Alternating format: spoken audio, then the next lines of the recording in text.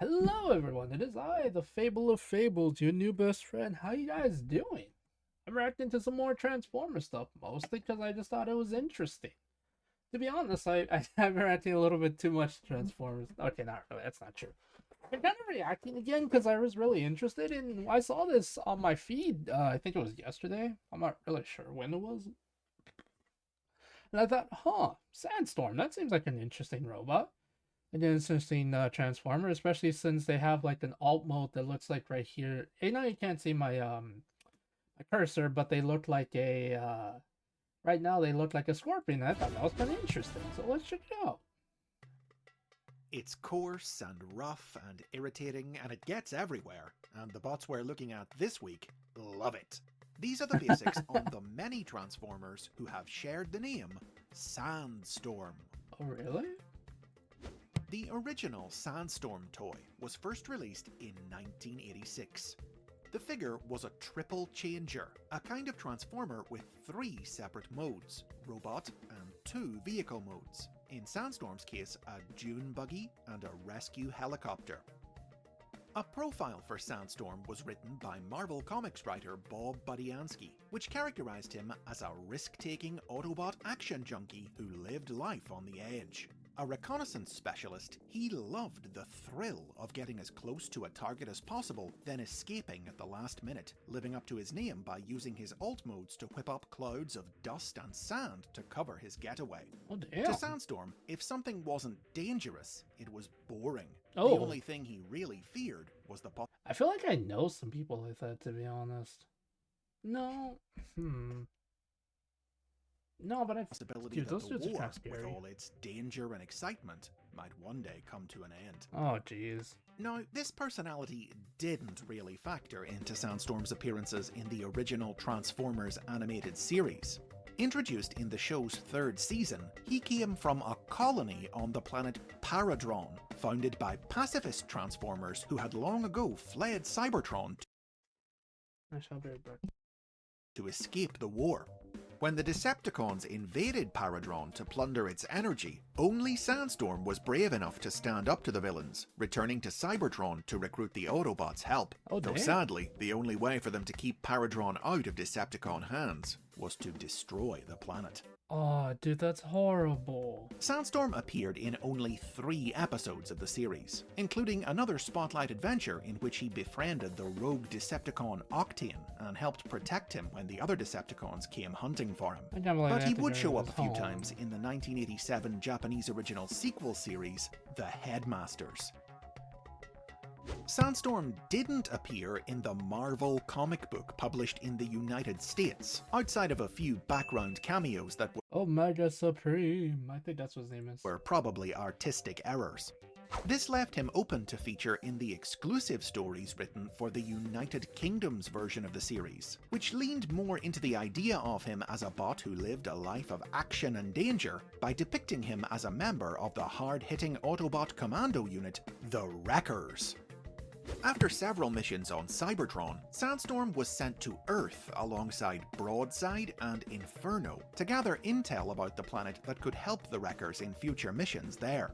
The trio had a few misadventures on the planet, notably tussling with a pyromaniac alien firebug. Ooh. But the discontinuation of Sandstorm's toy in 1988 soon led to him being killed off, blown Of to course it bits did. by Galvatron. His toy was re-released in Europe and Australasia in 1991, but this didn't lead to him being revived to feature in any new stories. In the years since the end of the original series, the name Sandstorm has been frequently reused on a variety of new characters, often unrelated to the original. This is usually done as a way for Hasbro to maintain their trademark on the name by keeping it active. But the first such new character was actually created for the 1992 Japanese line Ooh. Operation Combination. This Sandstorm was a Decepticon, a recolor of the Combaticon tank Brawl, who combined with his teammates to form the giant robot Battle Gaia.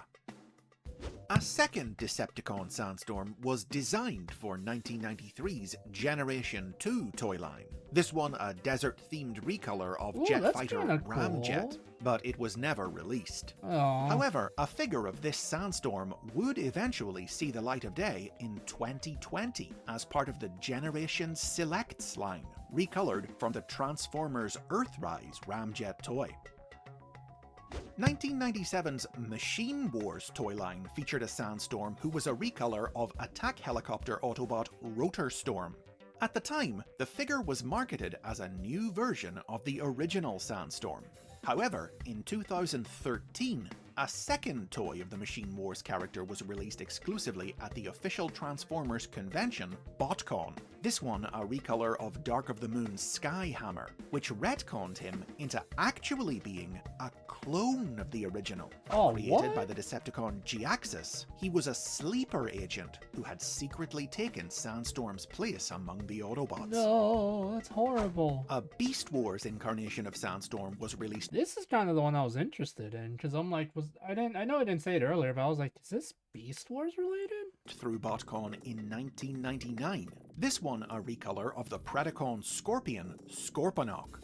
He was advertised as a courageous, quick-thinking Predacon covert operations commander, leader of a resistance on a future Cybertron that had been conquered by Shockeract, a Predacon who had acquired the power of the Dark God, Unicron. Not But Unicron. convention-exclusive stories revealed that Sandstorm was a false identity. His Oh. real name was Scorpius, and he was a member of an ancient group of Transformers known as the Covenant, who had been created by Unicron's enemy Primus, god of the Transformers, to counter Shockeract's rise to power.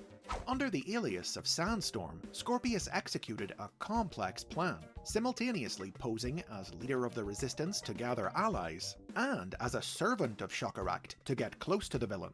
Shockeract killed him after learning the truth during the final battle, Oh, but Jesus, Scorpius' dude. sacrifice granted his allies the opening they needed to destroy Shockeract and prevent the rebirth of Unicron.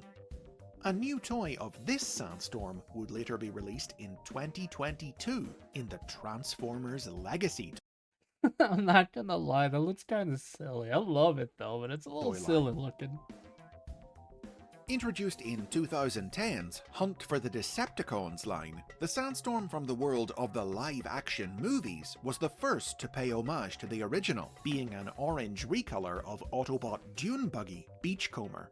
A second movie universe Beachcomber. Sandstorm toy was released in 2011's Dark of the Moon line, the first since the original to be a brand new figure instead of a recolor of an existing one, which triple changed from Dune Buggy to weapons platform that could be manned by his human partner, Private Deadcliff.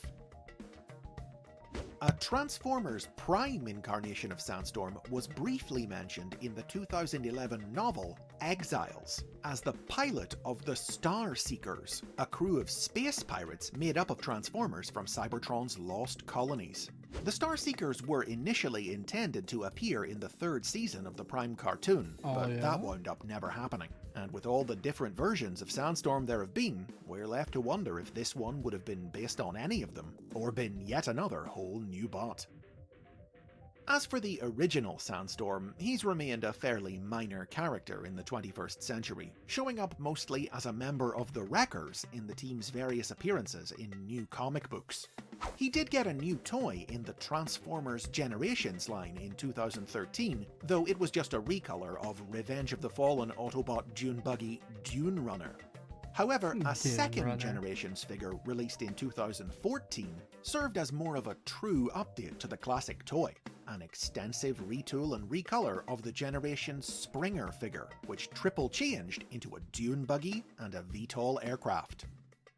It was in this form that Sandstorm appeared in his most prominent modern-day role, the 2014 IDW Publishing comic book miniseries Transformers Punishment, which explored the question raised by Sandstorm's original profile of how he would cope with the end of the war. Oh no. The series was a mystery thriller in which Sandstorm joined Optimus Prime in investigating a series of murders on post-war Cybertron of both Autobots and Decepticons alike. At the climax, it was revealed that the killer was SANDSTORM himself. Of course A it life was. lived in the pursuit of action and Of course it was. I'm not gonna lie, and I should have said it earlier, but I'm just like, it's gonna be revealed that Sandstorm is the one that's doing all the bad stuff because he can't live with the fact that the war's over, and he wants, not, he doesn't want violence, but he wants the chaos. He wants the thrill. He's an adrenaline junkie.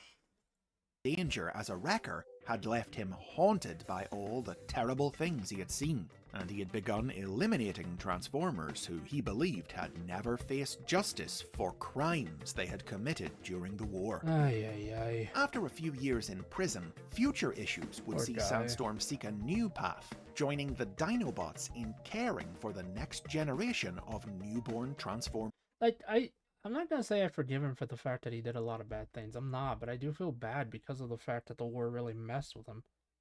Like, the war kind of messed with a lot of life, bots. aiming to make a better future by protecting the innocent rather than punishing the guilty.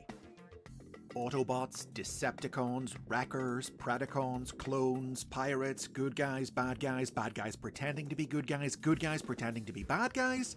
The story of SANDSTORM is a tricky one, but to paraphrase the original, now that I've helped clear up some of the confusion, it's time for me to clear out.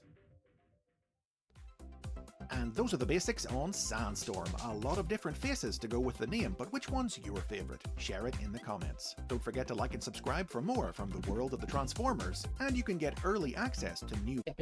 Alright guys, if you like this kind of content, do like, comment, and subscribe. I like to read comments. I like to talk to you guys about random stuff. If you like this kind of content, do let me know. I'm gonna kind of go back to the backlog of recommendations you guys did and check them out. Give me some time, please. If you guys want to support me, please donate to my Ko-Fi. I could really use the help, all the help I can get. It's almost my birthday in January. I'm not even kidding. On the 22nd, it's my birthday. If you guys want to help support me, that'll be great. If you can't, that's also fine. I love you guys. I'll see you all later. Bye.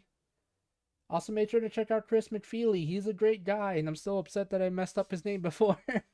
I can't read. Bye.